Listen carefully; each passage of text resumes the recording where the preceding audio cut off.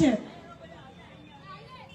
યુદ્ધના નામે આર્થિક પરિસ્થિતિ છે દેશની આખી ખરાબ કરી દીધી છે। અત્યાર સુધીની કહેવાય કે એમની નિષ્ફળતા છે જે આજે દેખાય છે આપણને।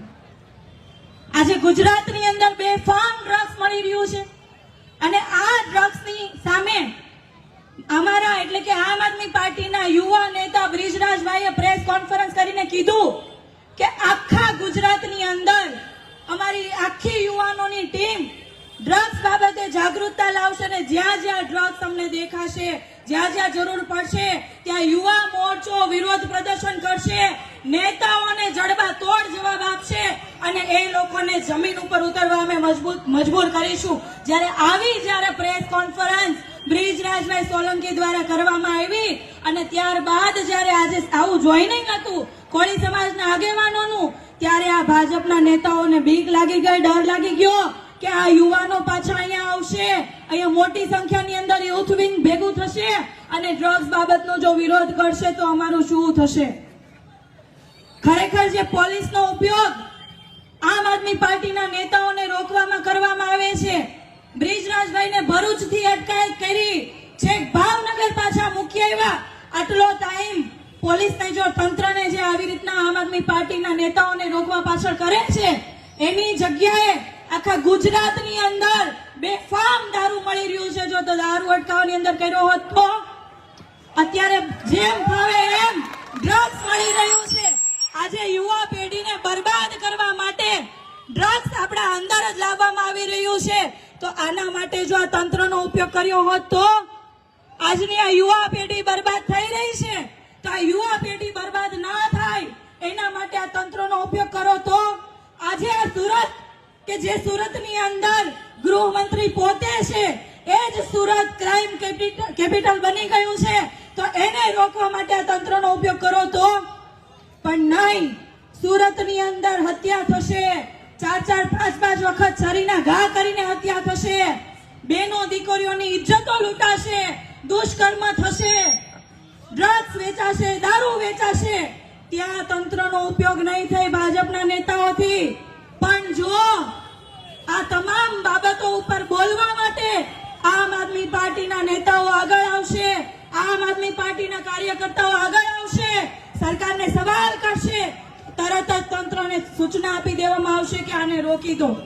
આજે સવારથી આમ આદમી પાર્ટીના કાર્યાલય ઉપર પોલીસ તો કહેવાય ને કે આખી ટીમો ઉતારી દીધી, મોટી મોટી બસો, ખૂબ મોટી સંખ્યાની અંદર પોલીસ કે જાણે મોટા મોટા આતંકવાદીઓ કેમ હોય એવી રીતના જે આવે એને પૂછવામાં આવે કાર્યાલય કેમ જાવ છો, શા માટે જાવ છો, શું કાર્યક્રમ છે।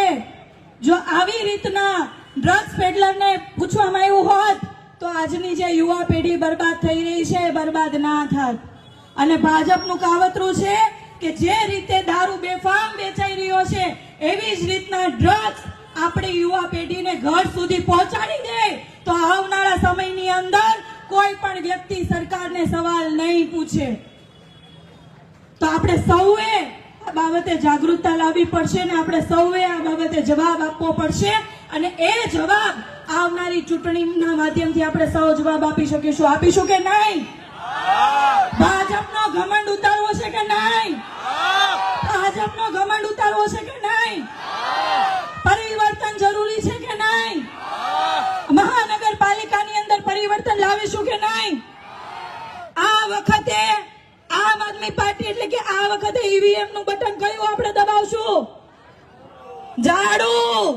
આ તમામ ભ્રષ્ટાચારીઓને તમામ ખોટા લોકોને આપણે સાવરણાથી સાફ કરવા છે કે નહીં? તો એક વખત તમે સૌ ખૂબ જ ઊંચા અવાજે એક વખત ઝાડુનો નારો આપણે સૌ બોલીએ। આ વખતે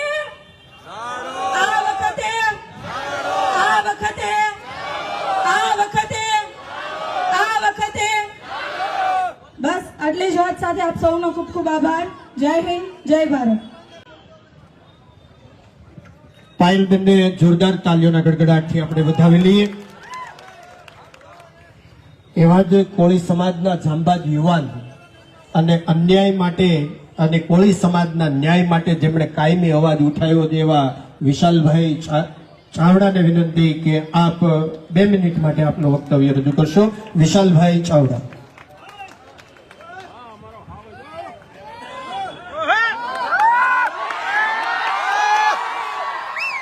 જય કોળી સમાજ.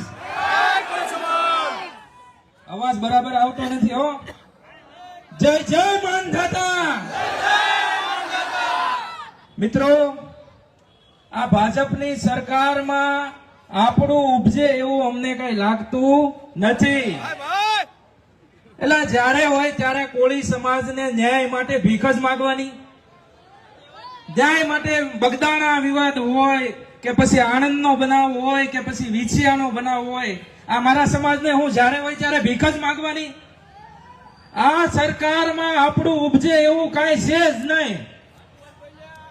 એટલે આ ન્યાય સમિતિ, લીગલ ટીમ અને અમે બધાએ નક્કી કર્યું કે આ સરકારને જો ખરેખર પાડી દેવી હોય ને તો અત્યારે આપણું સાંભળે ને એવી એક જ પાર્ટી છે, આમ આદમી પાર્ટી. એટલા માટે અમે નક્કી કર્યું છે કે અમે લડશું, આ પાર્ટીના સપોર્ટથી લડશું અને આવનારી ચૂંટણીમાં આ સરકારને 100% પાડી દઈશું. આ સમાજને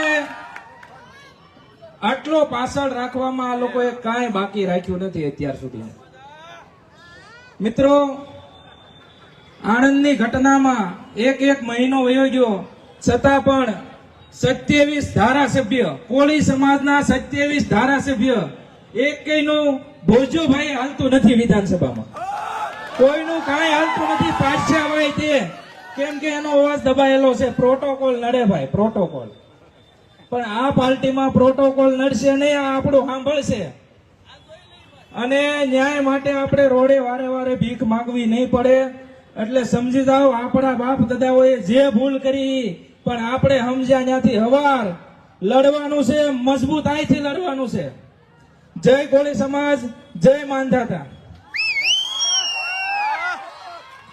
ધન્યવાદ વિશાલભાઈ. આપે કોળી સમાજ વતી આમ આદમી પાર્ટીને આપેલો ભરોસો પણ અમે આપનો ભરોસો આમ આદમી પાર્ટી પરનો તૂટવા નહીં દઈએ.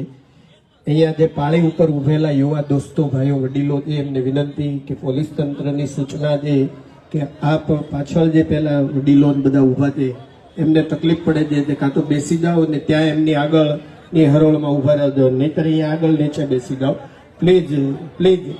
આપણે 20-25 મિનિટ કાર્યક્રમ ચલાવવાનો છે. આપ સૌ સહયોગ આપો એવી બે હાથ જોડીને વિનંતી છે. આપણે સૌ માટે અમે સમજીએ છીએ કે આપની વેદનાને લઈને તમે આવ્યા છો અને એ વેદનાને ઉજાગર કરવા માટે આમ આદમી પાર્ટી આપની વચ્ચે પ્રયત્નશીલ છે. ત્યારે કોળી સમાજનું ગૌરવ, કોળી સમાજની માટે, અન્યાય માટે